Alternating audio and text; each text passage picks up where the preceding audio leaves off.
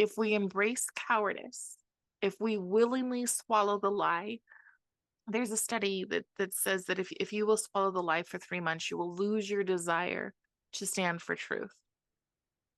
And they did that with prisoners of war, but you will lose your desire to stand for truth. And so you must commit to the truth, whether it's ugly or whether it's beautiful. Oftentimes it's somewhere in between. And you must commit to the truth. You must commit to stand in the way. As you're coming into this world of being involved in your community, the first thing you have to realize is that there's a growing, there's like a growing thing where you get used to it and you'll become better, just like any other skill. It's a skill of how to get involved. And first off, you need to give yourself permission to fail. And what I mean by that is just don't worry about it. Show up. That's like, GI Joe. The half the battle is just showing up. I read a quote from one of the books that was provided to the students, and I read that in a public school board meeting, and very uncomfortable, but very necessary. And then within 2 weeks, the school board made a new rule that said that you could not make vulgar comments, no matter the age of the audience, which I totally agree. We shouldn't speak vulgarly. But I had warned everybody. There were some minors in the audience. I had talked to their parents before the meeting and said, if I get up to speak, you'll want to have your children go out, and just tried to be as cautious as I could before proceeding. But I really was not getting as much response from the school board as I wanted. And it had been over 10 months working with them. Over 78 children in our school district had read or checked out that specific book that I had read.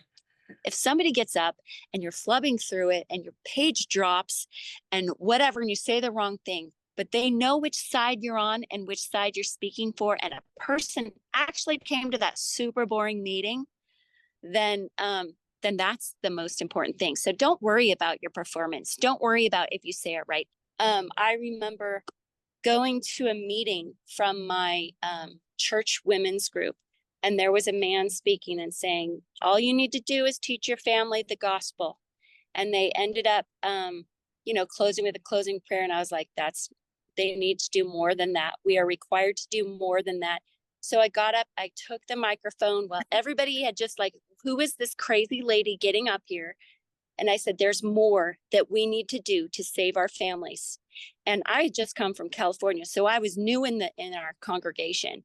And I don't know how that, I was a crazy lady from there on out, because who gets up after the meeting's over and starts announcing to everybody with tears streaming down my face, and that we have to do more. And then I went and I cried for 3 hours. But this is significant because from the depths of my sorrow, because I'd seen the crap they were going to push on them. So most people don't know what this is, but because I'd just come from California, seeing what they were going to do, I'm like a barking dog saying, I've seen it, I've seen it, I've seen it. And they're like, and they can't see on the other side of the fence. I've been on the other side of the fence. You must teach your child as much as they can handle and no more. You must teach them as much as they can handle, and you must equip them. You must protect them, or you must equip them. And sometimes, so I'm working to equip as many kids as I can. I am working to do cottage meetings for teenagers before they go back to school, so that they understand the vocab before they go back to school, so that they understand what a cultural revolution is, so that it's not glorified in front of them. There are assignments going out across the nation right now that are having kids do writing prompts on what my cultural revolution will look like.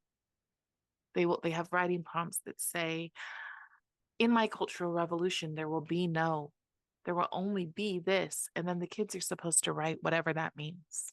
Who in the right mind would do this to our kids? But we have people who aren't in their right mind.